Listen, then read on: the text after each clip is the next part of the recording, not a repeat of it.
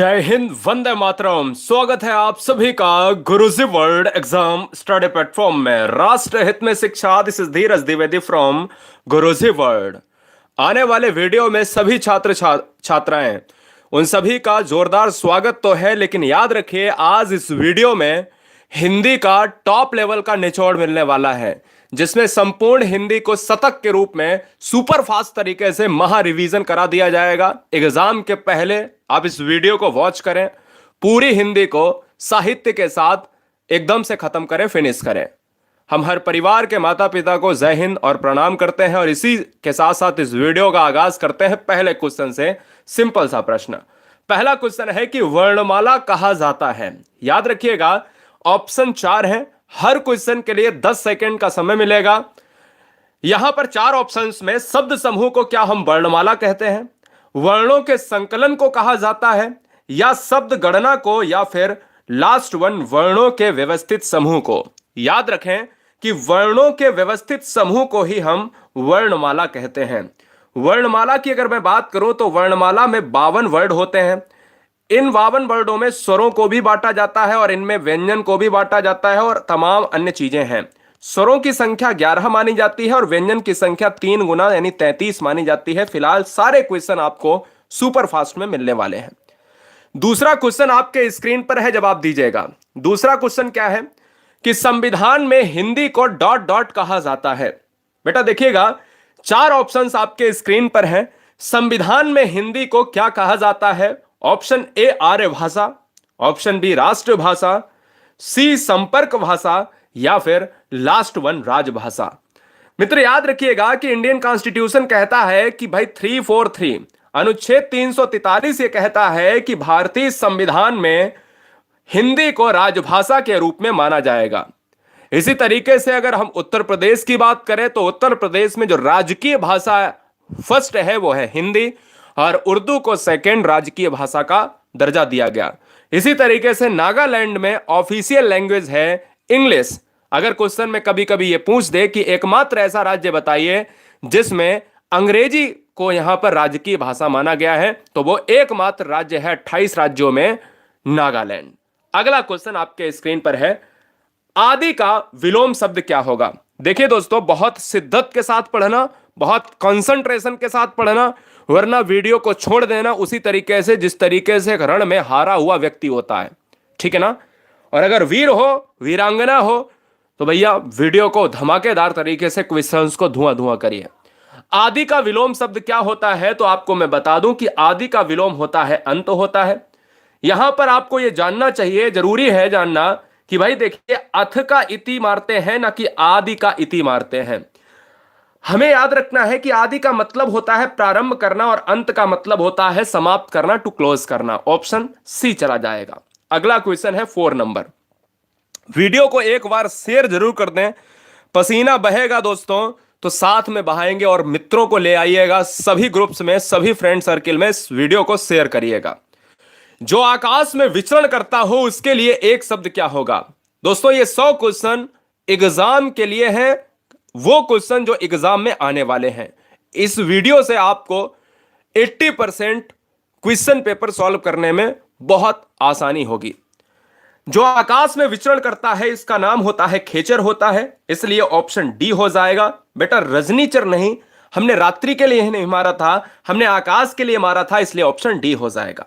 Question number 5 क्या कह रहा है कि चतुर्युग में समास कौन सा होगा? दोस्त याद रखना है कि चतुर्युग का अगर मैं बात करूं तो 4 और युग, ठीक है ना? और जब भी कोई समास की अगर हम देखें, भाई क्या समास अगर है तो समास हर प्रकार के अलग अलग परिभाषाओं को देता होगा।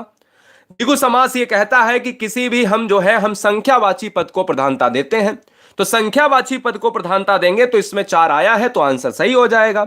बहुब्री ये कहता है दोस्तों कि हम कहीं ना कहीं तीसरे पद की प्रधानता की बात करते हैं जो तीसरा अर्थ प्रकट करे, बोले दशानन लंबोदर। द्वंद्व कहता है कि भाई हम दोनों पद प्रधानता की बात करते हैं, जैसे रुपया और पैसा, रात और दिन, माता और पिता। तत्पुरुष कहता है कि भाई हम पहले पद की प्रधानता ना करके मध्यम पद की यानी द्वितीय पद की प्रधानता करते हैं। आंसर ए जाएगा। क्वेश्चन नंबर 6, चट्टान शब्द किस लिंग से संबंधित है? हिंदी में अगर बात करें तो लिंग होते हैं 2 प्रकार के, एक होता है पुल्लिंग और दूसरा होता है स्त्रीलिंग। अगर संस्कृत में अगर बात की जाए तो हर बच्चे को रटाया है पुराना बच्चा जो होगा, एक होता है पुल्लिंग, एक होता है स्त्रीलिंग और एक होता है नपुंसकलिंग। तो हिंदी में दोस्तों अगर लिंग की बात करी जाए, एग्जाम में पूछ लिया जाए कि भाई कितने होते हैं, तो दो, संस्कृत में लिंग होते हैं तीन।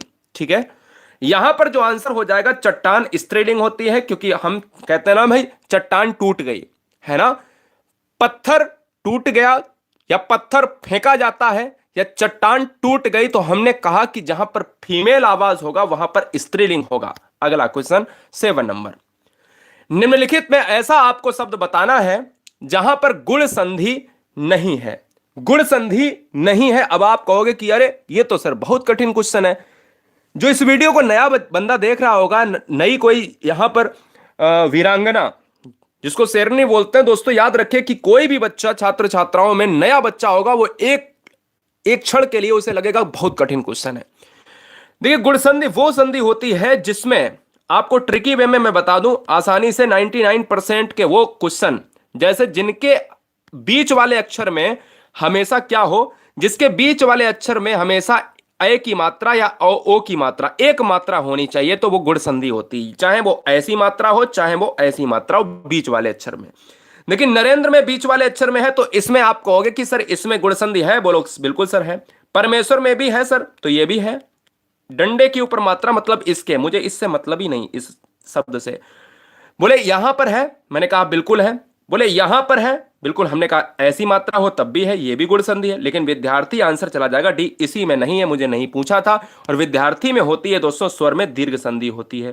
ठीक है ना, याद रखिएगा, तो आंसर डी हो जाएगा। अगला, बहुत बार पूछा गया क्वेश्चन उपसर्ग से कि उज्जैनी में कौन सा उपसर्ग होगा। कमेंट फास्ट करें दोस्तों। उज्जैनी में उपसर्ग, हम आपको बता देना चाहते हैं कि उपसर्ग होता है शब्द के आगे जुड़ने वाला। Got it. और जब शब्द के आगे जुड़ेगा तो वो दोस्तों उज्जैनी में उत लेकर आएगा, और जैसे ही उत लेकर आएगा तो वो ऑप्शन नंबर डी को लॉक करेगा। Any doubt? याद रखिएगा, उत धन जैनी बराबर उज्जैनी। संधि अगर पूछता है तो वो व्यंजन संधि लेकर आएगा। हिंदी में अगर संधि पूछा जाए तो वो तीन संधियां होती हैं, याद रखना है, स्वर, व्यंजन और विसर्ग। आंसर डी होगा। समाज से क्वेश्चन लेता हूं दोस्तों। समाज से क्वेश्चन क्या है कि नील कमल में कौन सा समास होगा। हिंदी में नील कमल में कौन सा समास होगा, कमेंट कीजिएगा दोस्तों। आपको मैं बता दूं कि जब भी क्वेश्चन में समास करिएगा तो कोई भी समास संधि करिएगा तो उस शब्द को तोड़ लिया करो, चाहे वो शब्द टूटे या ना टूटे। एक बिल्कुल फंडा वाली ट्रिक बता रहा हूं कि शब्द को तोड़ लीजिए जबरदस्ती। हमने कहा तोड़ लिया, एक हुआ नील, एक हुआ कमल। अब ये बताओ कमल कैसा है, तो बोले ब्लू है, पानी पानी। सुना है? तो कहीं ना कहीं कमल नीला बताया जा रहा है। कमल अगर नीला है, लाल है, गुलाबी है, पीला है, तो यह कमल की क्या है, विशेषता है। और जहां पर विशेषता होगी वहां पर कर्मधारय होगा। क्यों? क्योंकि कर्मधारय कहता ही है कि हमें विशेषता बताओ, क्योंकि हम विशेषण पद वाले, प्रधान वाले समास हैं, इसलिए ऑप्शन डी चला जाएगा। अगला, जो विज्ञान जानता है उसके लिए एक शब्द क्या है दोस्तों। नंबर 1 हिंदी आप देख रहे हो। हर बहन हर भाई शिद्दत के साथ पढ़ो। जो बच्चे लेट हो गए उन सभी का स्वागत है। वीडियो शुरू हुई है, आगाज हुआ है। जो विज्ञान जानता है उसके लिए एक शब्द होता है वैज्ञानिक, क्योंकि जो विज्ञान का प्रयोग करेगा, अनुप्रयोग करेगा, यूज करेगा, इन्वेंशन करेगा, और हम कहेंगे दोस्तों वैज्ञानिक हो जाएगा। ऑप्शन जाएगा ए के साथ। एक और क्वेश्चन एग्जाम में पूछता है कि विज्ञ का विलोम क्या होता है, तो विज्ञ का विलोम होता है अज्ञ होता है। इसको भी नोट किया जाए। एक और पूछता है कि विद्वान का विलोम क्या होता है, विद्वान का मूर्ख विलोम होता है। तो यहां पर तो शब्द पूछा था, इसलिए ऑप्शन ए चला जाएगा। गुण शब्द का विलोम बहुत बार एग्जाम में पूछा गया। याद रहे दोस्तों, गुण शब्द का जो विलोम होता है वो क्या होता है। दिमाग में आता होगा कि भाई, दिमाग में आता होगा कि आपका जो दोष होता है वो बिल्कुल सही हो जाएगा, लेकिन गुण के साथ दोष होता है और गुण के साथ अवगुण भी होता है। नहीं तो रट लो कि हमने ये बताया था और ये ऑप्शन में नहीं मिला, तो ये वाला तो मार ही दीजिएगा। अगला, बनावटी रूप के लिए एक शब्द क्या होगा। बनावटी का मतलब आपको खुद निकालना है। आप ये समझ लो, ये क्वेश्चन पेपर आप अपने एग्जाम हॉल में कर रहे हैं या कर रही हैं। 12 नंबर का आंसर क्या होगा, स्वागत है दोस्तों। मैं बता दूं, बनावटी रूप में कौन सा शब्द होगा। आज इस वीडियो में 100 क्वेश्चन हैं। रण में हारने वाले एग्जाम में हारते हैं, और वीर कभी हारते नहीं, वीरांगनाएं कभी हारती नहीं। इसलिए रण क्षेत्र में बने रहिए, क्योंकि एग्जाम में कूदने से पहले, एक रण में कूदने से पहले तैयारी तगड़ी होनी चाहिए। बनावटी का मतलब होता है कि बनाएगा कौन? बोले बनाएगा तो मानव बनाएगा, बनाएंगे तो हम बनाएंगे, और अगर हम बनाएंगे तो वो बनावटी कहलाएगा, और बनावटी कहलाएगा तो वो कृत्रिम होगा। दोस्तों, कृत्रिम का मतलब होता है मनुष्य के द्वारा बनाया गया। और याद रहे कि अगर कृत्रिम का विलोम पूछा जाए तो प्राकृतिक हो जाता है। इसलिए इस क्वेश्चन का आंसर सी हो जाएगा। अगला क्वेश्चन, क्वेश्चन नंबर 13, जवाब दीजिएगा, जिसको हम आर्टिफिशियल कहा कहते हैं इंग्लिश में। ठीक है, लॉक किया जाए। क्वेश्चन नंबर नेक्स्ट, स्वागत है, स्वागत है। क्वेश्चन कह रहा है कि निम्नलिखित में कौन सा वाक्य शुद्ध है। अब इस क्वेश्चन में 90 नहीं 99% बच्चे फेल होने वाले हैं। गांधी जी नित्य चरखा काटते थे, क्या यह ऑप्शन होगा? गांधी जी नित्य चरखा चलाते थे, गांधी जी नित्य चरखे को चलाते थे, और गांधी जी नित्य चरखे को काटने के लिए चलाते थे। अब देखिएगा यहां पर जो आंसर है वो किसके साथ चला जाएगा, कमेंट कीजिएगा, फटाफट कमेंट करेंगे। तो इस क्वेश्चन का जो आंसर है बेटा वो किसके साथ चला जाएगा? ऑप्शन नंबर, फिलहाल यहां पर बी सही होना चाहिए था, लेकिन क्या हुआ कि इसमें विराम चिन्हों के बजाय तीनों गलत हो गया, इसलिए ऑप्शन चला जाएगा भाई सी के साथ। नित्य चरखे को चलाते थे, ऑप्शन सी हो जाएगा। क्यों हो जाएगा? क्योंकि काता कभी नहीं जाता है। काता सूत काता जाता है जिसमें धागे बनते हैं, धागों से कपड़ा बुना जाता है। और याद रखिएगा इस क्वेश्चन का आंसर सी हो जाएगा। अगला क्वेश्चन आपके स्क्रीन पर है, लॉक किया जाए। रस मीमांसा के रचनाकार कौन है? कमेंट करो भाई, रस मीमांसा के रचनाकार कौन है? तो आपको मैं बता दूं कि रस मीमांसा को लिखने वाले रामचंद्र शुक्ल हैं। रामचंद्र शुक्ल की दो रचनाएं एग्जाम में बहुत पूछी जाती हैं, एक तो रस मीमांसा यानी, और दूसरी दोस्तों चिंतामणि।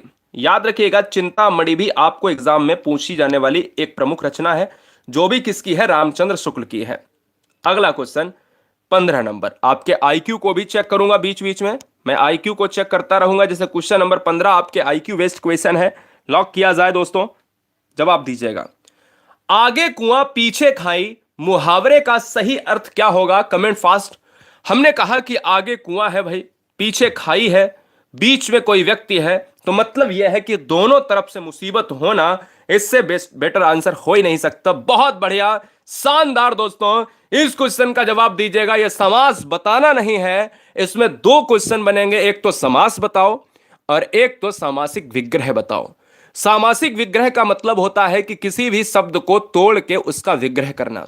जैसे पंचरत्न का समास क्या होगा? तो पंचरत्न का समास होता है द्विगु। क्यों द्विगु होता है? क्योंकि वह डिजिट पद की बात कर रहा है, और जहां पर संख्यावादी एक पद होता है वहां पर द्विगु होता है। बोलो क्लियर?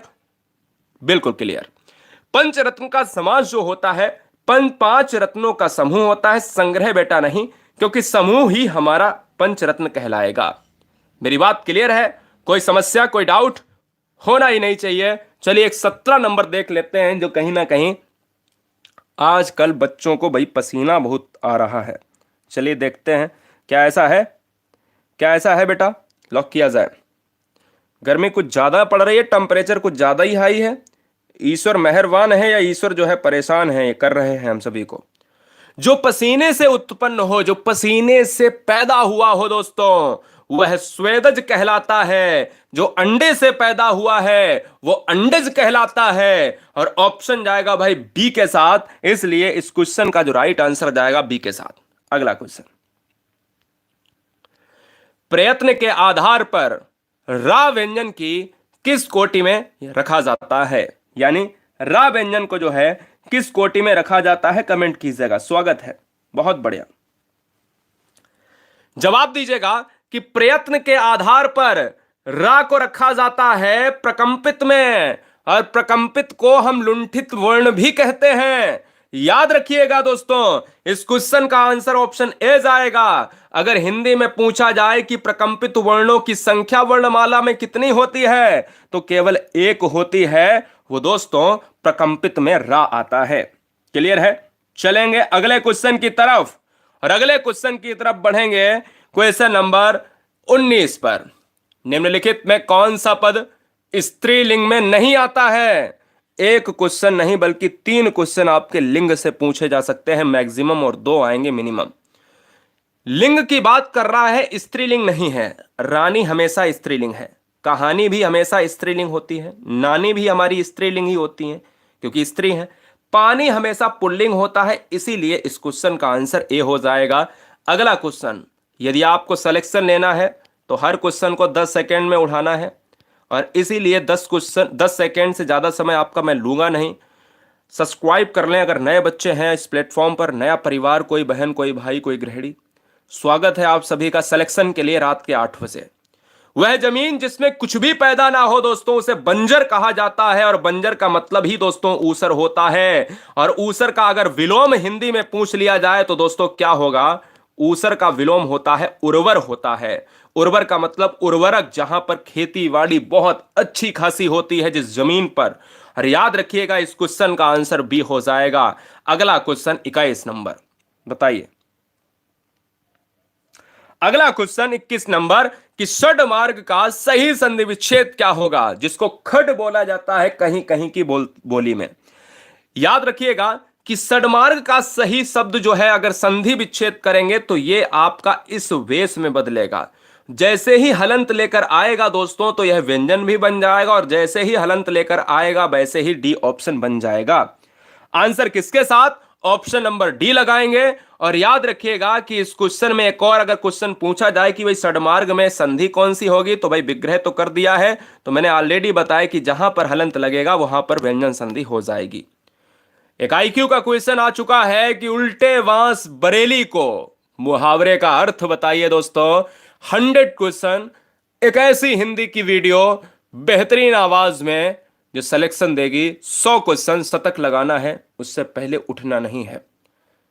अब आप अपनी बात पर कितना अडिग रहते हो या रहती हैं, यह हमें देखना होगा। उल्टे बांस बरेली का मतलब है कि भाई विपरीत काम करना। जैसे कोई अगर पिता के विपरीत कार्य पुत्र करे तो याद रखिएगा उसके लिए बेस्ट ऑप्शन जाएगा ए के साथ। विपरीत काम करने का मतलब उल्टे बांस बरेली को याद रखना है। उल्टे बांस बरेली को मुहावरे के अर्थ में हम यहां हिंदी के स्वरूप में देखेंगे कि कोई व्यक्ति अगर विपरीत काम कर रहा है तो इसके लिए मुहावरा यही सटीक बैठेगा। अगला है, तैरने की इच्छा को क्या कहा जाता है? कि अगर कोई तैरने की इच्छा रखता है तो उसके लिए सबसे बेस्ट ऑप्शन कौन सा होगा? सबसे बेस्ट ऑप्शन बेटा कौन सा होगा? तो आपको मैं बता दूं कि तैरने की इच्छा के लिए तितीर्षा होता है। आपका समय समाप्त हुआ। अगला क्वेश्चन आपके स्क्रीन पर 24 नंबर आईक्यू बेस्ड क्वेश्चन है। 90% बच्चे गलत करेंगे, जरा जवाब दीजिएगा। अच्छा, सभी से मैं कह दूं कि सभी में यहां पर क्या है, इसमें थोड़ा सा भी 1 मिनट आप रुकिएगा, मैं क्या करता हूं। स्वागत है, बहुत बढ़िया, ठीक है।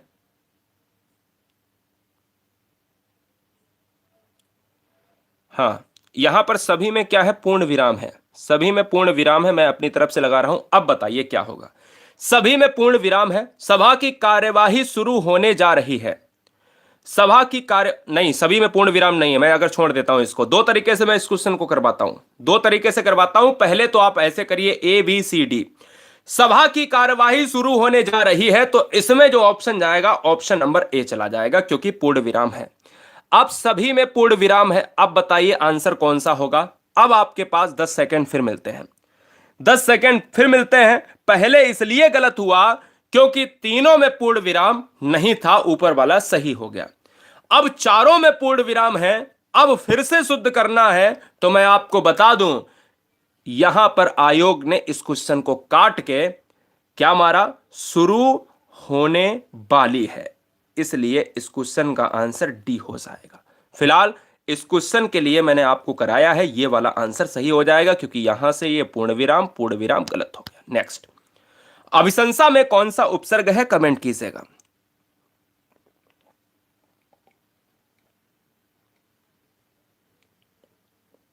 अभिशंसा में कौन सा उपसर्ग होगा? तो मैं आपको बताऊं, अभिशंसा में अभी उपसर्ग होगा। आंसर सी हो जाएगा, क्योंकि उपसर्ग हमेशा क्वेश्चन के आगे लगता है, यानी शब्दांश के आगे लगता है। स्कंदगुप्त की रचना किसने की है? Comment fast. स्वागत है भैया, बहुत बढ़िया, जबरदस्त। स्कंदगुप्त की रचना भैया किसने करी है? कमेंट कीजिएगा। देखिए दोस्तों, स्कंदगुप्त की रचना करने वाले जयशंकर प्रसाद हैं।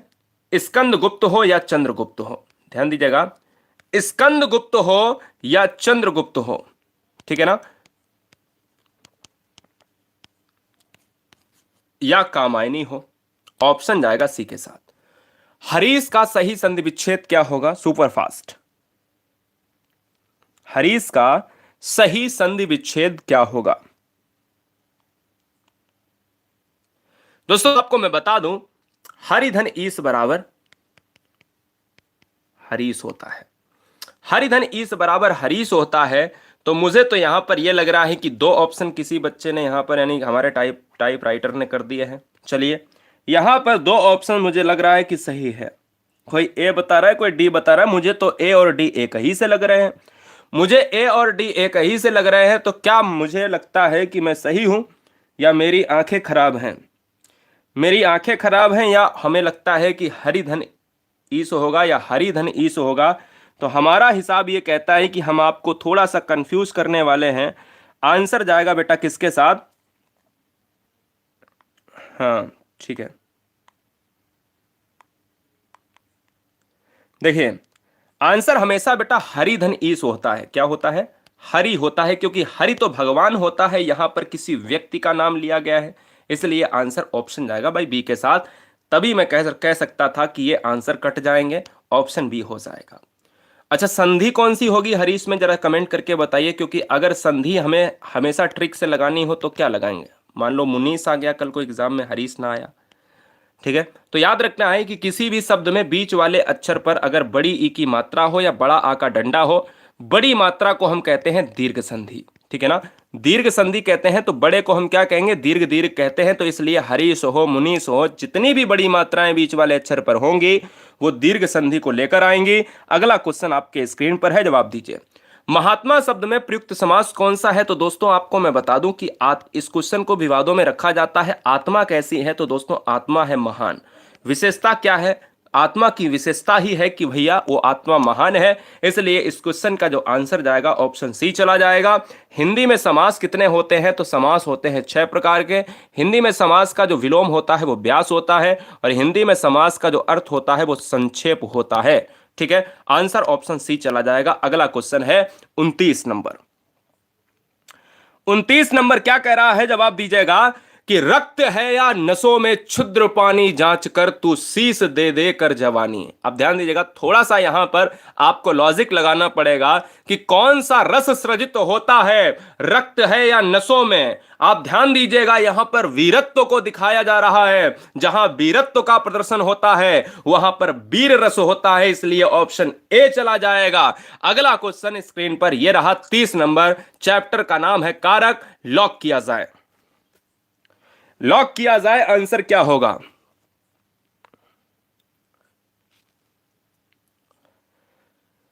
देखिए दोस्तों, हिमालय से गंगा निकलती है। अगर कोई हिमालय है और वहां से अगर हम देखें कि भाई गंगा निकल रही है, तो यार ये रखो, याद रखो कि जो गंगा है वो परमानेंट बह रही है, लेकिन वहां से जो पानी निकला है वो कहीं ना कहीं अपने मार्ग से अलग हो चुका है, हिमालय से अलग हो चुका है। गंगा निकलती है, गंगा का जुड़ाव तो है, लेकिन पानी का अलगाव है। जब अलगाव है तो दोस्तों अलगाव को हम ट्रिकी वे में इस तरीके से जानेंगे। ऑप्शन ए हमारा हो जाएगा अपादान, क्योंकि जब से लगेगा अलगाव के लिए वो अपादान कारक लेकर आएगा। ठीक है, चलिए अगला, त्रिधारा किसकी रचना है? कमेंट कीजिएगा, त्रिधारा किसकी रचना है? स्वागत है।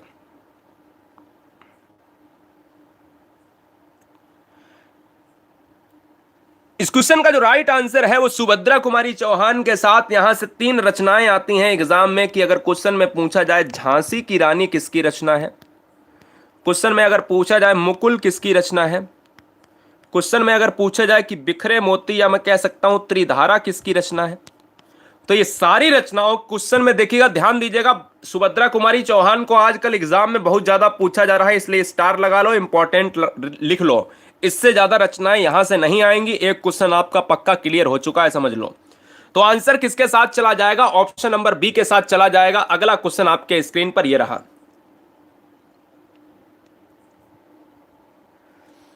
अगला क्वेश्चन आपके स्क्रीन पर यह रहा, कमेंट कीजिएगा। कह रहा है कि उत्पत्ति की दृष्टि से शब्दों के भेद बताइए। तो दोस्तों, उत्पत्ति की दृष्टि से निम्नलिखित में शब्द कितने प्रकार के होते हैं? तो मैं आपको बता देना चाहता हूं कि एक होता है आपका रूढ़, बता चुका हूं। दूसरा होता है आपका यौगिक। तीसरा होता है आपका योग रूढ़।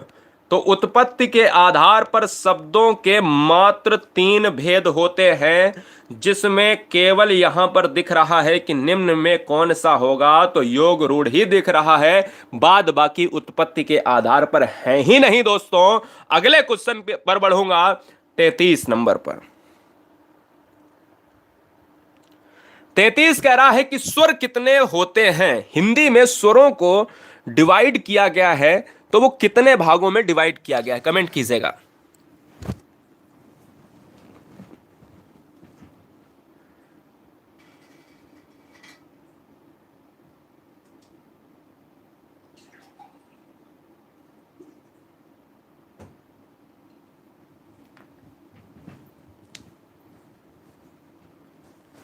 चलिए, स्वरों को बांटा गया है 11 भागों में। हम सभी जानते हैं कि ऋ ऋषि को छोड़कर हम 11 चीजों को यहां पर जोड़ते हैं, और स्वर होते हैं हमेशा स्वतंत्र होते हैं। याद रखिएगा, स्वरों को स्वतंत्र माना गया है, इसलिए ऑप्शन डी चला जाएगा। अगला क्वेश्चन है 34 नंबर। कह रहा है अरण्य का हिंदी अर्थ क्या होता है? Comment fast. अरण्य का हिंदी अर्थ क्या होता है? कमेंट कीजिएगा, लॉक किया जाए। दोस्तों, आपको मैं बता दूं, इस क्वेश्चन का जो राइट आंसर है, अरण्य का मतलब होता है आपका जंगल, अरण्य का मतलब होता है आपका वन, इसलिए ऑप्शन डी हो जाएगा। वन और जंगल हम अरण्य के पर्यायवाची के रूप में देखते हैं। हम अर्थ को लगाते हैं तो अर्थ हमारा डी सबसे सुइटेबल आंसर होगा। Question number next. Question number next में थोड़ा सा क्या है, थोड़ा सा यहाँ पर ऑप्शंस में गड़बड़ी करी है टाइपिंग में। चलिए अगला क्वेश्चन देखते हैं। 36 नंबर एक बढ़िया कॉन्सेप्ट है। ये एग्जाम में आजकल बदलते पैटर्न के हिसाब से पूछा जा रहा है। ये कॉन्सेप्ट इंपॉर्टेंट है, नोट कीजिएगा। क्या है? ट्रिकी कॉन्सेप्ट है कि उमा नौकर से दूध मंगवाती है। दोस्तों, ये बहुत आसान सा क्वेश्चन होता है, देखते ही खन आंसर प्रणार्थक हो जाएगा। बोले सर कैसे? इसका कॉन्सेप्ट अगर आपने समझ लिया, बहुत आसान कॉन्सेप्ट है। क्या है? जब भी कोई काम आप स्वयं ना करो, स्वयं काम ना करो, दूसरों से करवाओ, दूसरों से अगर कोई कार्य करवाओ तो वो प्रेरणार्थक क्रिया होती है। ऐसा ही इस क्वेश्चन के कुछ एग्जाम्पल में देखने को मिल रहा है। क्या देखने को मिल रहा है? कि उमा नौकर से दूध मंगवाती है। बोलो क्लियर है? क्या उमा लेने जाती है? आप कहोगे बिल्कुल नहीं, क्योंकि दूध नौकर से मंगवाया जा रहा है। तो स्वयं कोई कार्य ना करो और दूसरों से करवाओ तो प्रेरणार्थक क्रिया होगी। जैसे मैं आपके ऊपर एक एग्जाम्पल मैं बोलता हूं, आप कहोगे कि भाई मुझे काम तो नहीं करना है, तो इसलिए आपका कोई भाई बहन होगा, तो आप क्या कहोगे? मैं आपसे कहता हूं कि भाई आप जो है, आपका कोई नाम है, जैसे आपका नाम है विनीत या विनीता, तो मैं कहता हूं कि विनीता अपनी बहन से कपड़े धुलवाती है। क्या विनीता काम कर रही? नहीं कर रही है। इसलिए जब स्वयं कोई कार्य ना करे और दूसरे से करवाया जाए तो प्रेरणार्थक क्रिया होती है। रमेश अपना होमवर्क महेश से करवाता है, प्रेरणार्थक हो गई। पिताजी अपने कपड़े मम्मी से धुलवाती हैं, मम्मी से धुलवाते हैं। तो मैं कह सकता हूं दोस्तों, सिंपल सी बात यह है, खुद आराम से बैठे रहो, दूसरे से कार्य करवाओ तो प्रेरणार्थक क्रिया हो जाएगी। ये कॉन्सेप्ट है, ये टूटेगा नहीं कभी, गलती नहीं होगा।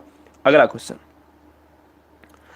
अगला है सच्चिदानंद का सही संधि विच्छेद क्या होगा? कमेंट कीजिएगा।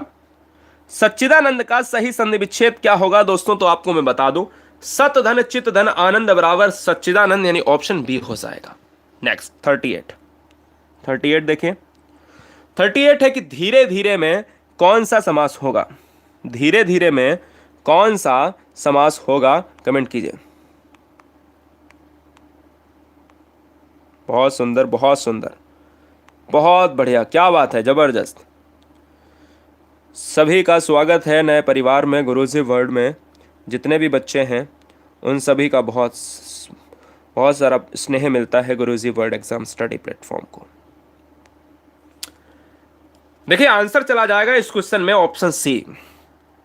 थोड़ा सा अगर कॉन्सेप्ट अगर गड़बड़ होगा नए बच्चों का तो वो ऑप्शन नंबर ए ही मार रहे होंगे। मैं फिर से बताऊंगा कि अगर कोई भी शब्द रिपीट होता है, अगर कोई भी शब्द रिपीट हो जाए तो तुरंत अव्यय मार देना। अगर रिपीट ना हो और आपस में विलोम हो तो तुरंत उसमें योजक चिन्ह देखना और तुरंत द्वंद्व मार देना। ये कॉन्सेप्ट याद रखना। अगर कोई चीज रिपीट हो जाए तो अव्यय मार देना। धीरे को रिपीट किया गया, धीरे धीरे। ठीक है, चलेंगे अगले क्वेश्चन की तरफ। नेक्स्ट, अंगीठी का तत्सम रूप बहुत एग्जाम में पूछा गया है। अंगीठी का तत्सम रूप बहुत एग्जाम में पूछा गया है दोस्तों, लॉक किया जाए। स्वागत है, बहुत सारा प्यार हमारी तरफ से भी आपको। आप सभी के माता पिता को एक बार फिर से प्रणाम दोस्तों। क्वेश्चन नंबर 39, आप जैसे लाल को पैदा किया है, आप जैसे वीरांगनाओं को पैदा किया है। क्वेश्चन नंबर 39, और आने वाला समय आपका होगा, आने वाला रण क्षेत्र आपका होगा। दोस्तों याद रखना है, तगड़ी मेहनत करनी पड़ेगी। अग्निष्ठिका हो जाएगा इस क्वेश्चन का right answer, option number B हो जाएगा। अंगीठी का तत्सम याद रखिएगा। तो ये एक तद्भव हुआ। तद्भव वो होता है जो थोड़ा सा शुद्ध नहीं होता है, जो तत्सम का कहीं ना कहीं विकृत रूप होता है, और तत्सम वो होता है जो शुद्ध संस्कृत का शब्द होता है। तो इसलिए इस क्वेश्चन का आंसर ऑप्शन बी हो जाएगा। अगला क्वेश्चन है आपके स्क्रीन पर कि किस वाक्य में क्रिया वर्तमान काल में है। उसने फल खा लिए थे, मोहन जा रहा है, तुम कल आने वाले थे, मैं पटना जाऊंगा। दोस्तों बहुत बढ़िया। ये 40 का डी किसने मारा है भाई, क्या बात है। 40 का डी वर्तमान काल में पूछ रहा है मोहतरमा। ठीक है, तो 40 नंबर में वर्तमान का मतलब होता है जो प्रेजेंट की बात हो, जो चल रहा है, जो चल रहा है। तीन चीजें होती हैं, एक होता है वर्तमान जो चल रहा है, एक होता है भूतकाल जो बीत गया है, एक होता है फ्यूचर यानी भविष्यकाल जो आने वाला है। यहां पर फल खा लिए थे, ये पास्ट की बात है, भूतकाल। यहां पर भी पास्ट की बात है जो बीत चुकी है। और यहां पर दोस्तों जाने के लिए मैं जाऊंगा तो भविष्य में जाऊंगा, मुझे नहीं पता कि मैं आज जा रहा हूं या कल जा रहा हूं, परसों जा रहा हूं। यहां पर ये प्रेजेंट की बात हो रही, मोहन जा रहा है, वर्तमान समय की बात हो रही, जो वर्तमान में क्रिया चल रही। आंसर बी चला जाएगा। अगला क्वेश्चन आपके स्क्रीन पर ये रहा।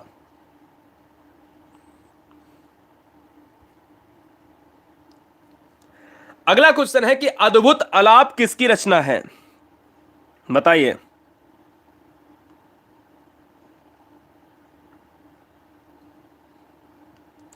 आपको मैं बता दूं इस क्वेश्चन का जो राइट आंसर चला जाएगा वो हम कहते हैं कि भाई ये द्विवेदी युग की एक रचना है।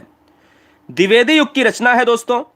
और इस क्वेश्चन को यहां पर इसको लिखा है, रचित किया है भाई सुभद्रा कुमारी चौहान ने। आंसर जाएगा ऑप्शन नंबर बी के साथ। आपको मैं बता दूं, मुकुल, त्रिधारा, झांसी की रानी, अद्भुत आलाप, बिखरे मोती, ये सारी रचनाएं सुभद्रा कुमारी चौहान की हैं। थोड़ा सा अच्छा क्वेश्चन, 42 नंबर। जिन व्यंजन वर्णों के उच्चारण में मुख से अधिक श्वास निकलती है उन्हें क्या कहा जाता है, बताइए। जिन व्यंजन वर्णों के उच्चारण में मुख से अधिक श्वास निकलती है उन्हें क्या कहा जाता है। उन्हें कहा जाता है महाप्राण। महाप्राण में क्या होता है कि दो वर्गों में विभाजित है। दूसरे और चौथे वर्ग के व्यंजनों को महाप्राण कहा जाता है। ऐसे महाप्राण व्यंजन ही होते हैं जिनके मुख से अधिक ध्वनि, अधिक श्वास निकलती है। याद रखिएगा, जिस तरीके से अगर मैं बात करूं कि का वर्ग में एक खा व्यंजन जो है ये क्या है, महाप्राण है। ठीक है, चलेंगे अगले क्वेश्चन की तरफ। 43 नंबर आप सभी के लिए। एक दंत में समास बताइए। एक दंत में समास कौन सा होगा, एक दंत में कौन सा समास होगा, कमेंट कीजिएगा सुपर फास्ट में। बहुत बढ़िया।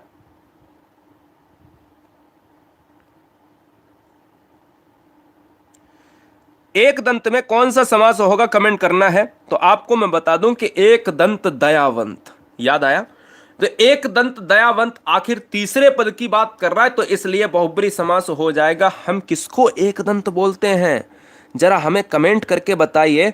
हम किस भगवान को एक दंत बोलते हैं। हम कहते हैं कि एक दंत भगवान श्री गणेश को बोलते हैं, अर्थात भगवान श्री गणेश। और जो तीसरे पद में कहता है कि तीसरा अर्थ बताए वही बहुब्री होगा। चलिए क्वेश्चन 44 करता हूं, ट्रिक से करूंगा, बहुत आसान है। प्रत्येक में कौन सा समास होगा, जरा कमेंट कीजिए। प्रत्येक में कौन सा समास होगा, लॉक किया जाए। दोस्तों आपको मैं बता दूं कि अगर ट्रिक देखी जाए तो बहुत आसान है। अगर ट्रिक देखी जाए तो बहुत आसान है कि कहा जाए कि प्रत्येक को अगर तोड़ा जाए तो प्रतिधन एक में हो जाएगा। प्रतिधन एक में हो जाएगा, बोलो यस। और जैसे ही प्रतिधन एक में हो जाएगा तो यह उपसर्ग आ जाएगा।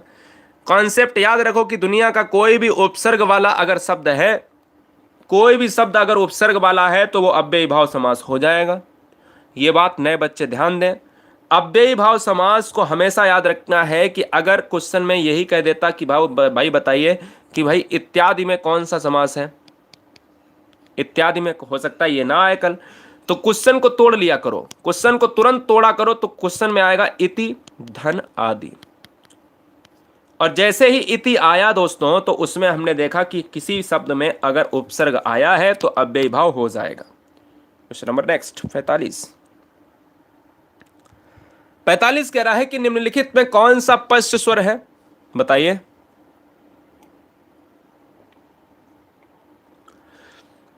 पश्च स्वर बताना है तो पश्च का मतलब होता है पीछे।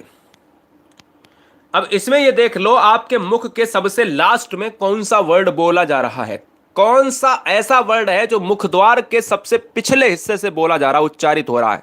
जरा सबको ट्राई करो एक एक ऑप्शन को उठा के। जैसे आप ई बोलोगे, ई, तो आप ई कहोगे तो क्या आपका पूरा मुंह खुला है, क्या आपके ये गले से आवाज आ रही?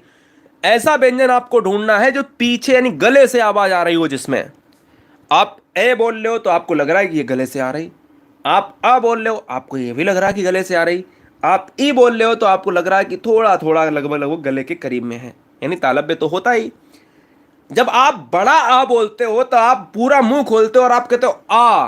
अब जब आ बोलते हो तो बिल्कुल पीछे से आती है, क्योंकि पश्च स्वर में एक ही को रखा जाता है, बड़े आ को।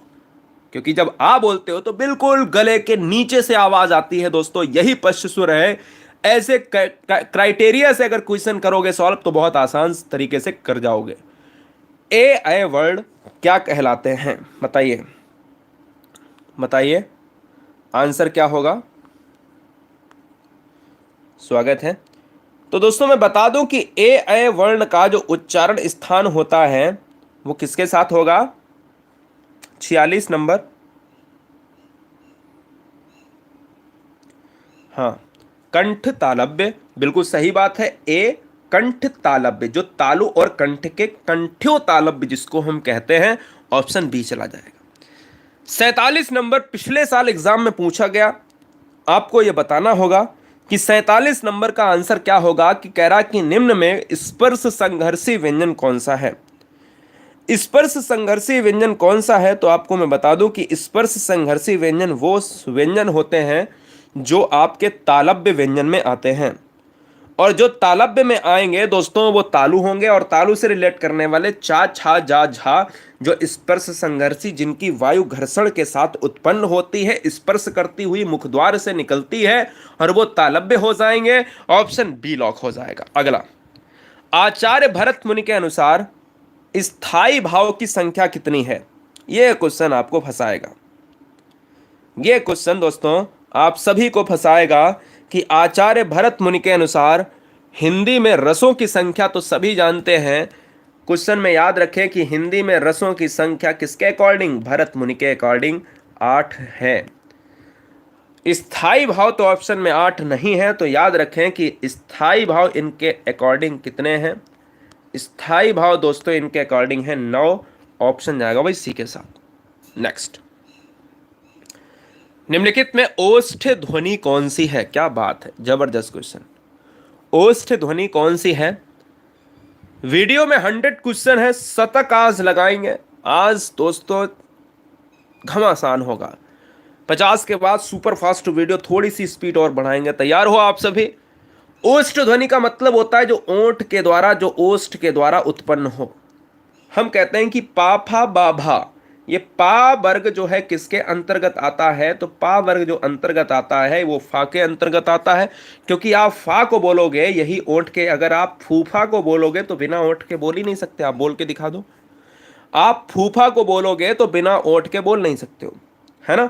तो इसलिए ऑप्शन डी चला जाएगा, फूफा जो सबसे घमंडी इंसान होता है। अगला क्वेश्चन 50 नंबर, 50 नंबर बताना है, लॉक करना है, कमेंट करना है मित्र।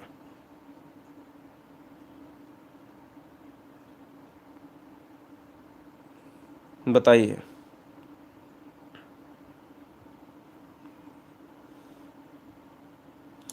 ठीक है, नए बच्चे, जितने भी बच्चे नए हैं उन वो सभी बहन सभी भाई और गृहिणी चैनल को सब्सक्राइब कर ले। लाइव क्लास के लिए सिलेक्शन वाली आपको जो क्लास मिलती है दोस्तों, हम सिलेक्शन तक आपके साथ हैं, ये इतना बहुत है। उसके बाद आपका सिलेक्शन हो जाए, सरकारी सीट मिल जाए, अनसब्सक्राइब मार देना, कोई दिक्कत नहीं है। बच्चे आते हैं जाते हैं, हमारा मुद्दा है, आपका मुद्दा है एक सरकारी सीट लेना। निम्नलिखित में वो बताना है जो मूर्धन्य है, और मूर्धन्य दोस्तों टाठा डाढ़ा होता है। आंसर सी चला जाएगा। लाल पीला होने का अर्थ क्या है, कमेंट कीजिए। लाल पीला होने का अर्थ क्या है, कमेंट कीजिएगा। लॉक किया जाए, आंसर क्या होगा। लाल पीला होने का अर्थ जो होगा वो होगा दोस्तों क्रोध करना, इसलिए ऑप्शन बी चला जाएगा। कहते हैं भाई काहे लाल पीला हो रहे हो, इसी तरीके से कहते हैं ना, तो मतलब क्रोध करने का मतलब ही इस क्वेश्चन का आंसर हो जाएगा। क्वेश्चन नंबर 52 इंपॉर्टेंट है। थोड़ा सा थोड़ा सा क्या करना है, एक बार कमेंट बॉक्स में जय हिंद लिखना है। मुझे लगता है कि आपका एकदम से क्या हो गया, जोश ठंडा हो चुका है गर्मी की वजह से। भाई गर्म रखो जोश को। क्वेश्चन नंबर 52 कह रहा है सृष्टि का विलोम क्या होगा। सृष्टि का मतलब होता है कि भाई हम कहते हैं कि भाई सृष्टि को रचाने वाले, है ना, भगवान कृष्ण को बोलते हैं कि भाई सृष्टि का निर्माता कौन है। हम किसी भी भगवान का नाम ले लेते हैं तो वो सृष्टि अगर है तो उसके विपरीत में प्रलय आएगी, क्योंकि सृष्टि हमेशा निर्मित होती है और प्रलय उसका विध्वंसक बनती है। ऑप्शन सी जाएगा। अगला क्वेश्चन, कान काटना मुहावरे का अर्थ क्या होगा, लॉक किया जाए। कान काटने का मुहावरा अर्थ होगा चतुर होना, है ना। बोले गुप्ता जी का या शर्मा जी का लड़का जो है बहुत सबके कान काटे पड़ा है ना। तो इसलिए इस क्वेश्चन का जो आंसर है वो ऑप्शन नंबर बी लॉक होगा। अगला क्वेश्चन थोड़ा सा फास्ट चलेंगे। पत्र शब्द, पत्र का तत्सम शब्द क्या है, बताइए। पत्र का तत्सम शब्द क्या है, या तद्भव, तद्भव पूछ सकता है। तत्सम तो खुद ही है, मुझे लगता है क्या होगा। तो बेटा पत्र का जो है आपको तद्भव बताना है, क्योंकि पत्र जो है पत्रम जब हम लिखते हैं ना, पत्रम, तो ये संस्कृत से लिया गया, तो ये तत्सम हो जाएगा। अब इसका मुझे तद्भव बताना है, तो पत्र को हम पत्र नहीं कह सकते, पात्र नहीं कह सकते, पत्ता कहेंगे, क्योंकि कहीं ना कहीं पत्ता ऑप्शन में हो जाएगा तद्भव, थोड़ा सा विकृत रूप। अगला क्वेश्चन सुपर फास्ट।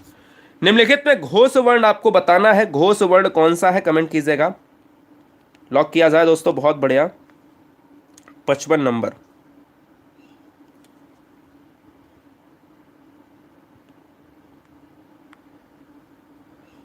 देखिए अगर मैं बात करता हूं का वर्ग की, तो का खा गा घा ये होगा।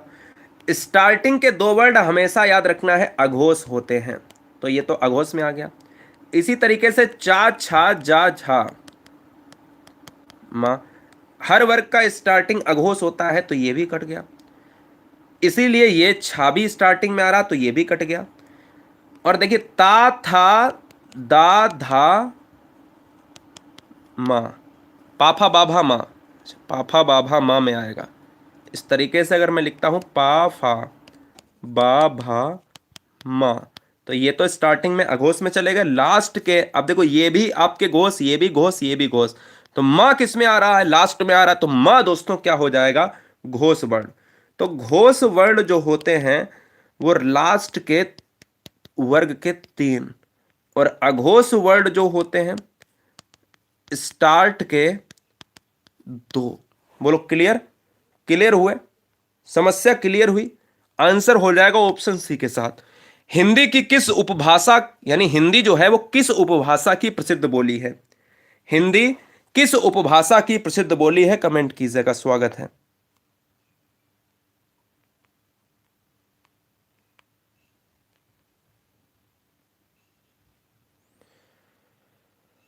तो देखिएगा यहां पर पश्चिमी हिंदी के साथ चला जाएगा, बहुत बार क्वेश्चन पूछा गया है, इंपॉर्टेंट है, नोट किया जाए। नेक्स्ट, निम्नलिखित में कौन सी ध्वनि ओष्ठ नहीं है, जो ओठ के द्वारा नहीं बोली जाती है। तो मैं कहूंगा ओठ वाले किस में आते हैं, पा फा बा भा और मा। हम देखते हैं भाई ये है, ये तो आंसर नहीं होगा क्योंकि नहीं पूछा है। ये है, ये भी आंसर है, नहीं होगा, ये है, ये भी नहीं होगा क्योंकि ये भी है।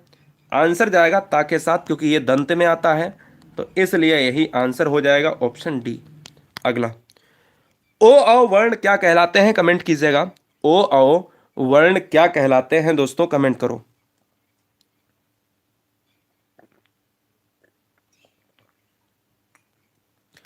दोस्तों आपको बता दें कि ओ अ जो वर्ण होते हैं वो कहलाते हैं आपके कंठ तालव्य या कंठ ओष्ठ। अब आप बताओ, हम तालव्य तो कह नहीं सकते क्योंकि जब आप ओ बोलोगे तो आपका ओठ आगे आएगा तो ओष्ठ तो आएगा, और अ बोलोगे तो आपका ओ अ आपकी अंदर से आवाज आ रही तो ओष्ठ और कंठ मिलेंगे, तो जब भी हम ओष्ठ और कंठ को मिलाएंगे तो वो कंठ्योष्ठ हो जाएगा। अगला क्वेश्चन, जहां बिना कारण के कार्य का होना पाया जाए वहां पर कौन सा अलंकार होता है, थोड़ा सा फास्ट करिएगा दोस्तों। जहां पर बिना कारण बोले का, मैंने आपको कई बार एक एग्जांपल दिया है, बिनुपद चले सुने बिनु काना, बिनुपद चले सुने बिनु काना, सुने बिनु काना। क्या बिना पैर के कोई चल सकता है, नहीं। क्या बिना कान के कोई सुन सकता है, सुने बिनु काना, क्या सुन सकता है, नहीं। जहां पर कारण के बिना कार्य हो जाए वहां पर दोस्तों विभावना अलंकार होता है, और इस क्वेश्चन को रख सकता है, ये वाली लाइन दे सकता है और पूछ सकता है कि इस लाइन में बताइए कौन सा अलंकार है, तो इसको नोट कर लेना। मैं बहुत फास्ट लिख रहा हूं इसलिए कोई राइटिंग का मुद्दा ही नहीं यार बनता है, समझ में आना चाहिए, कोई बच्चे थोड़ी ना यार, समझ में आना चाहिए कि चीजें आपको समझ में आ रही हैं। स्ट्रेटजी के साथ पढ़ेंगे, फुल डिटेल लेंगे तो आपको एग्जाम में मात नहीं मिलेगी, यानी हार नहीं मिलेगी। अति का विलोम क्या होगा, तो अति माने होता है बहुत ही ज्यादा, और अति का बेटा देखिए सभी ऑप्शन लग रहे हैं कि सही है, और अति का जो विलोम होता है वो अल्प होता है। ज्यादा का कम कर सकते हो लेकिन अति में कम नहीं कर सकते हो, याद रखना है। कोई शब्द है तो उसका एक सुइटेबल ही विलोम शब्द होगा। अगला अगला क्या है, कह रहा है कि चंद्रशेखर में समास कौन सा है, तो दोस्तों शेखर, शेखर का मतलब हो जाएगा यहां पर शिखर, और हम शिखर की बात करें तो चंद्र का मतलब हो जाएगा चंद्रमा। जो चंद्रमा शिखर पर धारण करता है, अर्थात भगवान महाकाल की बात हो रही, जैसे ही महाकाल की बात होगी तो हम कहेंगे भगवान शिव हो जाएंगे, और शिव हो जाएंगे तो बहुब्री हो जाएगा। हिंदी में समास के प्रकार कितने होते हैं, हिंदी में समास के प्रकार होते हैं 6 प्रकार के। अगला, उड़ती चिड़िया के पंख गिनने का अर्थ क्या होगा, कमेंट कीजिएगा। उड़ती चिड़िया के पंख गिनने का अर्थ क्या होगा बेटा, बताइए आंसर क्या होगा, स्वागत है।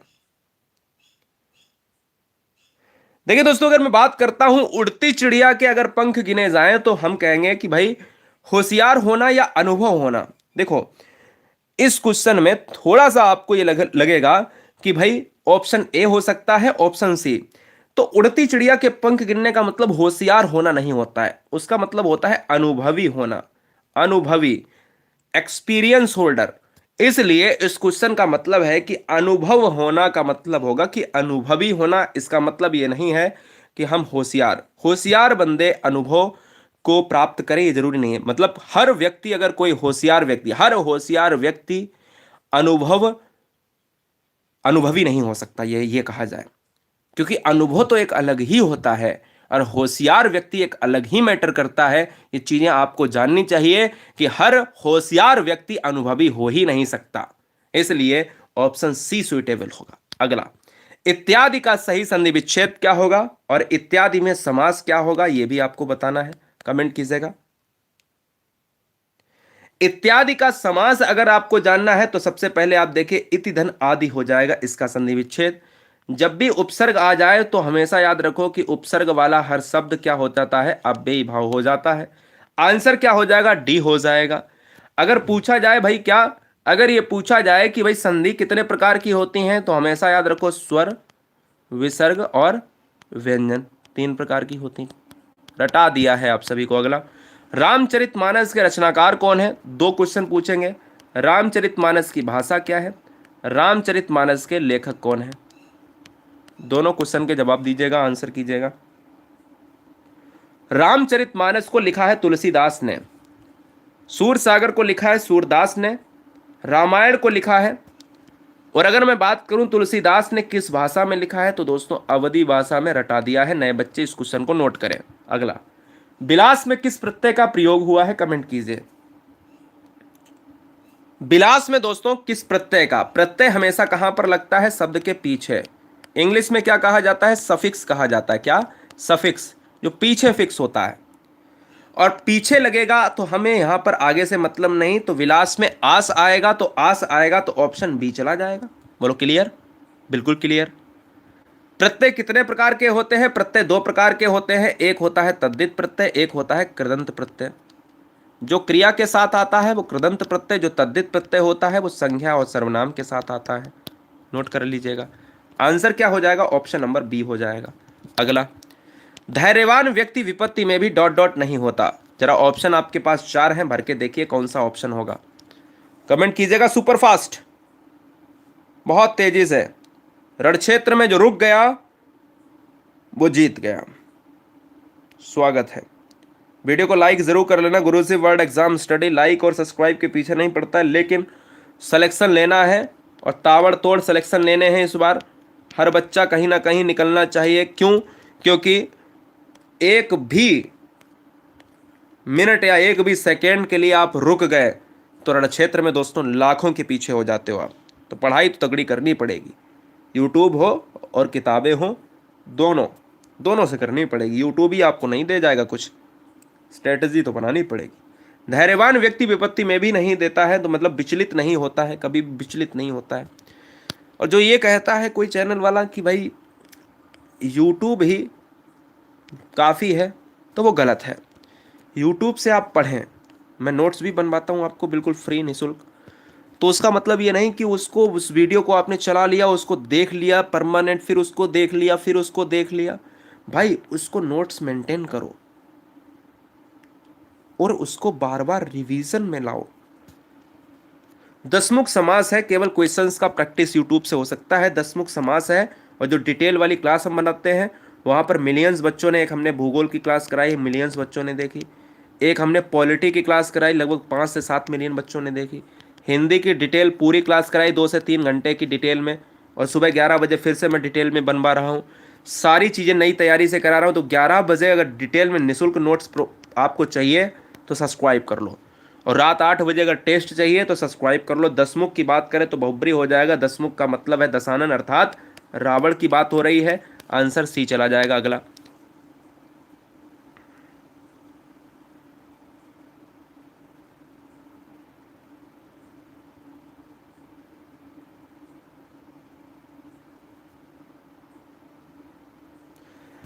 चंद्रोदय में कौन सी संधि है? दोस्तों हमेशा ट्रिकी वे में मैंने आपको बताया है, नए बच्चे समझदार हैं, समझ लें एक बार कि अगर कोई भी क्वेश्चन, अगर आपके, हो सकता है ये कल को एग्जाम में क्वेश्चन ना आए, मैं बार बार यही कहता हूं, कल को कोई भी क्वेश्चन एग्जाम में आ जाए और उसमें अगर कोई मात्रा बीच वाले अक्षर में दी गई है तो वो गुण संधि हो जाएगी। आंसर सी हो जाएगा।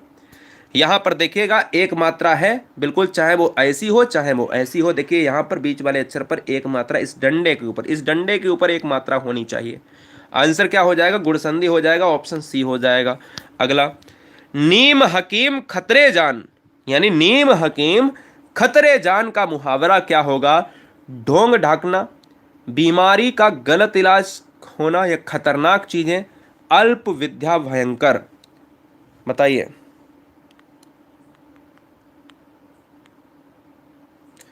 नीम हकीम खतरे जान का मतलब होता है भैया कि यह एक ऐसा व्यक्ति जिसके पास डॉक्टरी का अधूरा ज्ञान होता है। मतलब हकीम को तो डॉक्टरी का कहेंगे। तो भाई देखिएगा कि जो कहीं ना कहीं अधूरा ज्ञान होता है, और अधूरा ज्ञान का मतलब होता है कि अल्प विद्या भयंकर।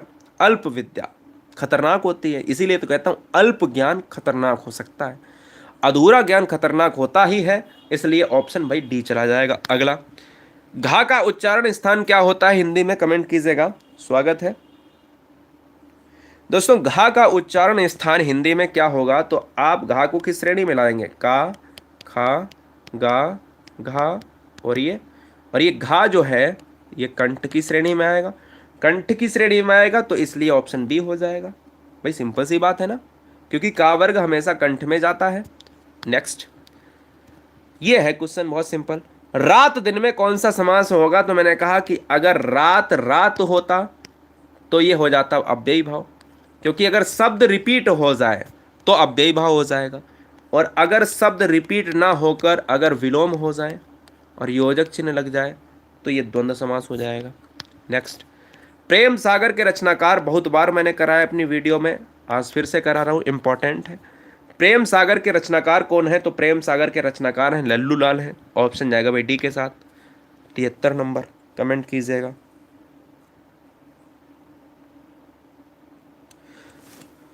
73 नंबर कह रहा है कि यथार्थ किस समास का उदाहरण है? दोस्तों, अगर हम शब्द को तोड़ लेते हैं तो हमारे शब्द में आएगा यथाधन अर्थ। कोई डाउट? शब्द को तोड़ोगे तो तुरंत आ जाएगा एक क्वेश्चन बन के, और हम कहेंगे अर्थ के आगे लगा है एक उपसर्ग लगा है। और जब शब्द ही कह दे कि अगर उपसर्ग लगा है तो उसमें अव्ययी भाव समास हो जाएगा। अगला क्वेश्चन है 74 नंबर।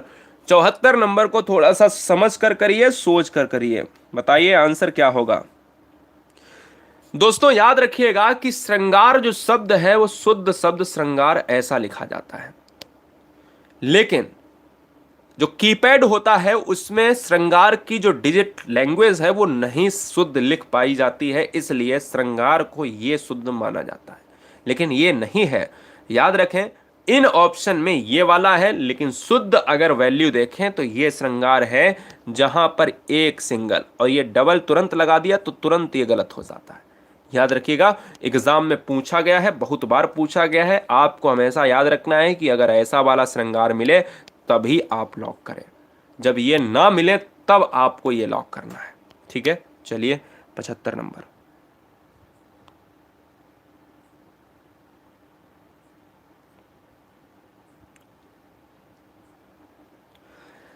पीतांबर में कौन सा समास है? तो पीतांबर यानी पीले वस्त्र को ओढ़े हुए भगवान, किसकी बात हो रही है? तो हम जब कहते हैं अर्थात तीसरे पद की प्रधानता यानी तीसरे अर्थ को इंगित करता है, तीसरे अर्थ को इंगित करता है, तो आपको मैं बता दूं कि भैया वो बहुब्री समास होता है। यानी पीत है अंबर अर्थात भगवान कृष्ण की बात कर रहा है, और इस क्वेश्चन में सी ऑप्शन हो जाएगा, जिसका कोई पद प्रधान ना हो वो बहुब्री समास होता है।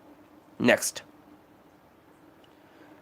कि जिस छंद में पहले तथा तीसरे चरण में 13 मात्राएं और दूसरे चरण में चौथे चरण में 11 मात्राएं होती हैं, तो बताइए उसमें कौन सा छंद होगा? उसमें दोस्तों छंद कौन सा होगा?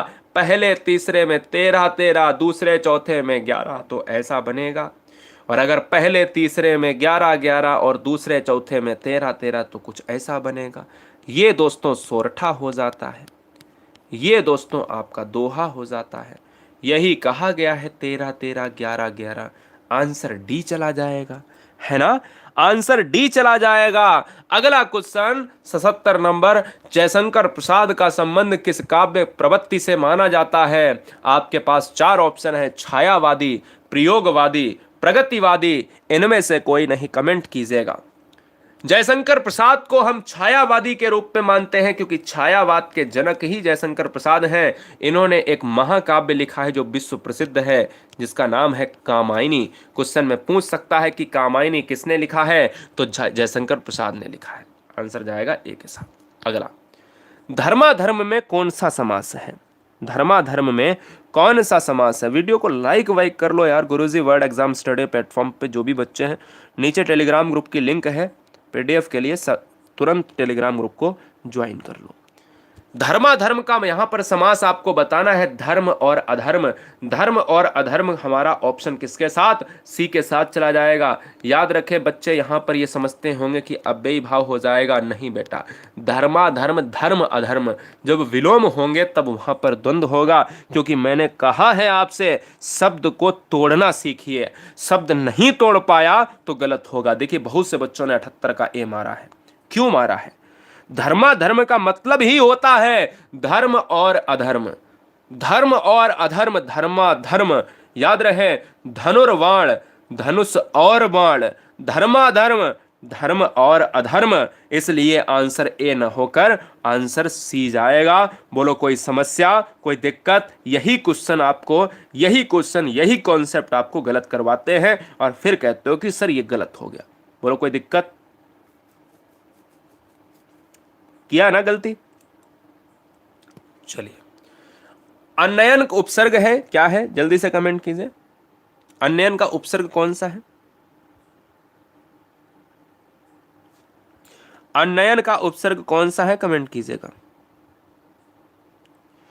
अन्नयन का उपसर्ग होगा दोस्तों यहां पर अन होगा। क्या होगा? अन होगा, साफ हो जाएगा। अन धन नयन बराबर अन्नयन।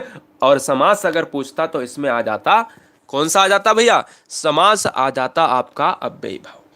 दोस्तों अंतिम 20 क्वेश्चन करेंगे और 20 क्वेश्चन में 5 मिनट आपके लेंगे और 10 क्वेश्चन आप सभी को 20 में सही करने हैं, मजा आ जाएगा। राहुल छत पर बैठा है, लास्ट में एक क्वेश्चन होमवर्क के लिए। राहुल छत पर बैठा है, इस वाक्य में प्रयुक्त कारक होगा कि कोई भी विभक्ति दोस्तों अगर पर आती है या में आती है तो अधिकरण कारक होता है। आंसर डी हो जाएगा। नेक्स्ट, हिंदी में कारक की संख्या कितनी होती है? तो हिंदी में कारक की संख्या होती है 8 प्रकार। आंसर डी हो जाएगा। अगला, मुंहतोड़ में कौन सा समास है, कमेंट कीजिए। मुंहतोड़ में कौन सा समास होगा दोस्तों? स्वागत है। मुंहतोड़ में कौन सा समास होगा? तो मुंह को तोड़। याद रखें, मुंह को तोड़ बराबर मुंह तोड़, और जब का की को आएगा तो वो तत्पुरुष लेकर आएगा। ऑप्शन बी हो जाएगा। लेखक में प्रत्यय एग्जाम में बहुत बार पूछा गया, लेखक में कौन सा प्रत्यय होगा, कमेंट कीजिए।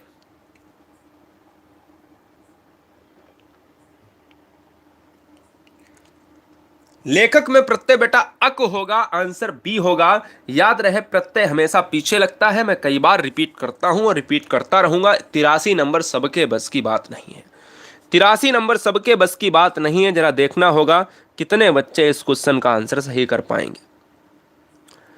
सबके बस की बात नहीं।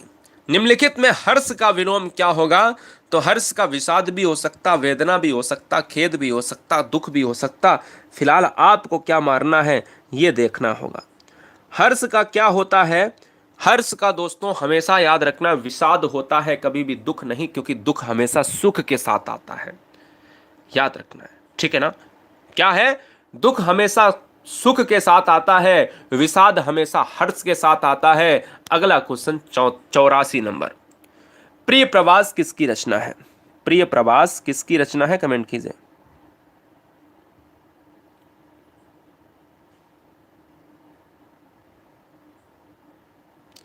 प्रिय प्रवास किसकी रचना है? तो हरिऔध के साथ हमारा ऑप्शन लॉक होगा। अयोध्या प्रसाद सिंह हरिऔध हो जाएगा। यहां पर ए ऑप्शन हो जाएगा। यह खड़ी बोली के जनक है, यानी खड़ी बोली के जनक नहीं कह सकते, खड़ी बोली के लेखक हैं। खड़ी बोली में साहित्य लिखते हैं। और अगर क्वेश्चन में ये पूछा जाए कि खड़ी बोली में साहित्य का पहला महाकाव्य कौन सा है, क्वेश्चन में क्या लिख लो? क्वेश्चन में बहुत बार आया है कि खड़ी बोली का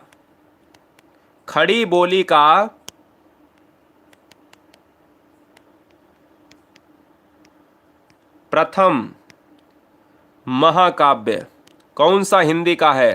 ये क्वेश्चन आ सकता है कि खड़ी बोली का प्रथम महाकाव्य प्रिय प्रवास ही है। लिखा किसने है? अयोध्या प्रसाद सिंह उपाध्याय ने लिखा है, जिनको हरिऔध के नाम से जानते हैं। और तीसरा क्वेश्चन, प्रिय प्रवास क्या है? तो प्रिय प्रवास वैसा ही है जैसा कामायनी। कामायनी भी महाकाव्य है और ये भी महाकाव्य है। फर्क कितना है? ये खड़ी बोली का पहला महाकाव्य है। आंसर ए जाएगा। अगला,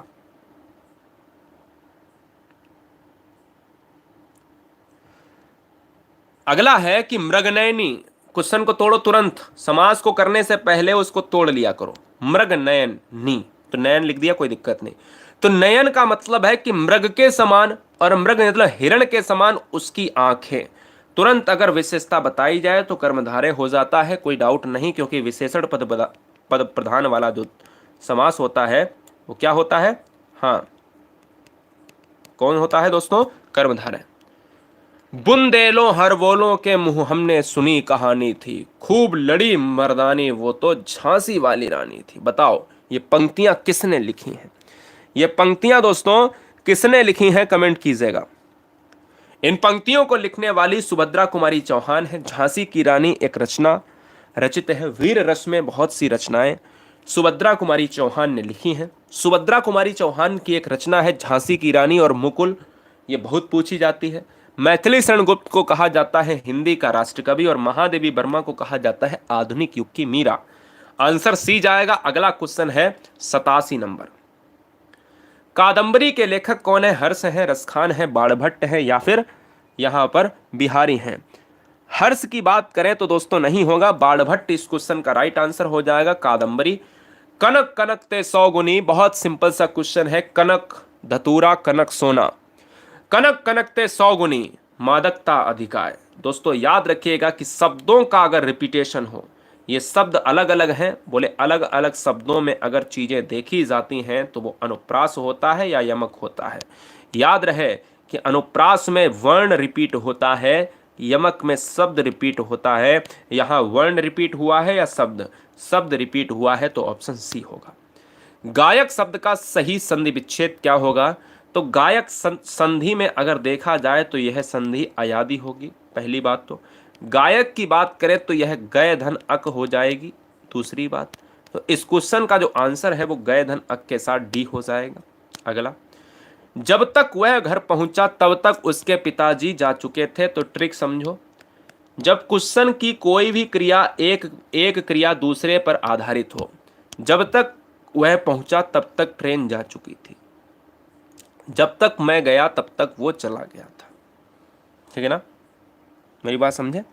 तो याद रखना है कि ऐसे सभी सेंटेंसेस मिश्र वाक्य जब भी दोस्तों जब तक तब तक, है ना, जब तब जब तक तब तक, जो है जो, यदि तो, कि, ऐसे वर्ड जब आते हैं तो मिश्र वाक्य। और वाक्य हिंदी में कितने प्रकार के होते हैं? 3 प्रकार के। अगला, मत्स्य शब्द का पर्यायवाची क्या होता है? आपको मैं बता दूं, मत्स्य शब्द का पर्यायवाची होता है, वहां पर होता है मछली होता है। अब मछली ऑप्शन में है नहीं तो मीन हो जाएगा।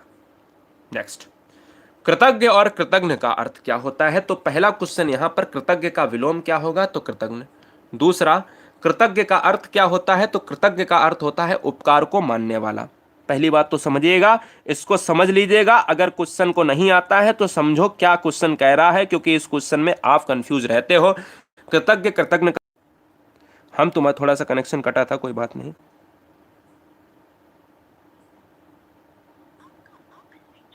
थोड़ा सा कनेक्शन कटा था, कोई दिक्कत नहीं है।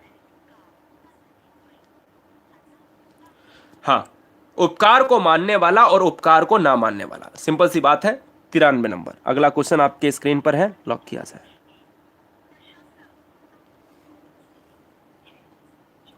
अभी क्लियर है? चलिए,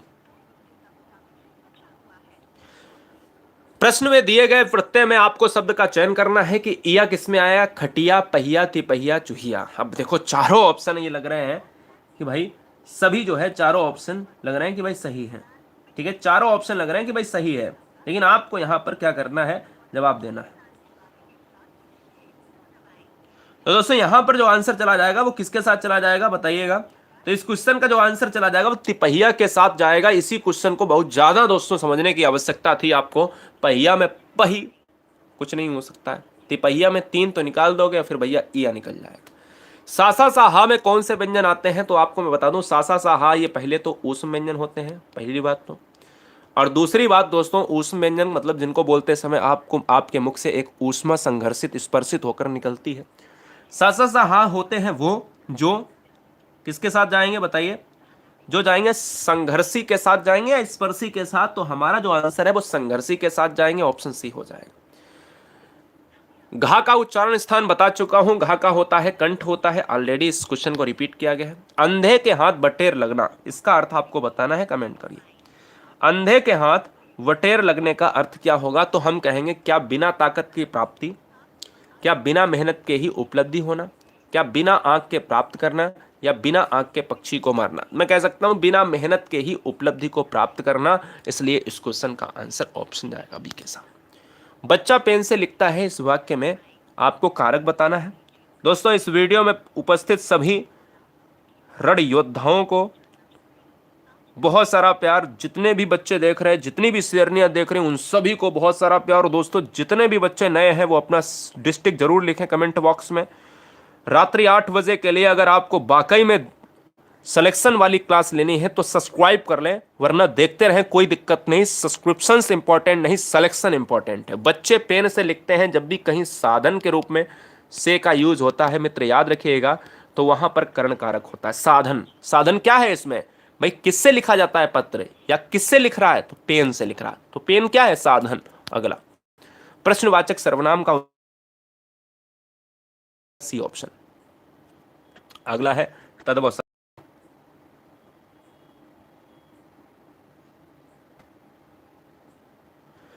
तद्भव शब्द नहीं है हाथ, अश्रु, अंगूठा, सफेद। बताइए आंसर क्या होगा। तो इसमें हो जाएगा भाई तद्भव शब्द नहीं है, अश्रु हो जाएगा, क्योंकि बात बाकी सभी भाई सिंपल सी बात है, अश्रु आंसू होता है, तो ये तो तत्सम है, आंसर भी हो जाएगा। और ये रहा आज का अंतिम क्वेश्चन आप सभी के लिए। बहुत बढ़िया होमवर्क का क्वेश्चन है, मैं ही करा देता हूं, कोई दिक्कत नहीं है, मैं ही करा देता हूं। सारे बच्चे नीचे लिंक को क्लिक करके तुरंत, लिंक को क्लिक करके दोस्तों तुरंत पीडीएफ को क्या कर लें, तो पीडीएफ अभी मैं डालूंगा रात्रि में, तुरंत जो है ज्वाइन कर लें, लिंक को क्लिक करके तुरंत इस प्लेटफॉर्म को गुरुजी वर्ल्ड टेलीग्राम ग्रुप को ज्वाइन करें। ठीक है, बहुत बढ़िया बहुत बढ़िया, स्वागत है।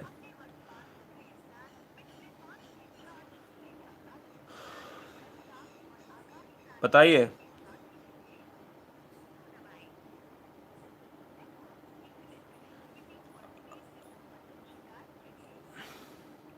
आंसर क्या होगा, जवाब चाहिए आप सभी से। हाँ गुड़िया हो जाएगा, बिल्कुल सही बात है, ऑप्शन ए हो जाएगा। बिल्कुल मैं कह सकता हूं अंतिम छोर पर हमने सारे क्वेश्चंस को बेहतरीन तरीके से कर लिए हैं, और हम उम्मीद करते हैं कि आप सभी ने गुरुजी वर्ल्ड एग्जाम स्टडी को सब्सक्राइब कर लिया होगा। रोज रात 8 बजे देश की हिंदी, 10 बजे जीके। लेकिन आज दोस्तों यहां पर आपको रेस्ट करना पड़ेगा, और हम उम्मीद करेंगे कि कल से सभी बच्चे समय पर आएंगे। 10 बजे 11 बजे सुबह नोट्स के लिए मेंटेन क्लास करवाएंगे, निःशुल्क नोट्स प्रोवाइड कराएंगे। तो सब्सक्राइब करें सभी डिटेल और मॉक टेस्ट वाली क्लास के लिए। जय हिंद, वंदे मातरम, इंकलाब जिंदाबाद।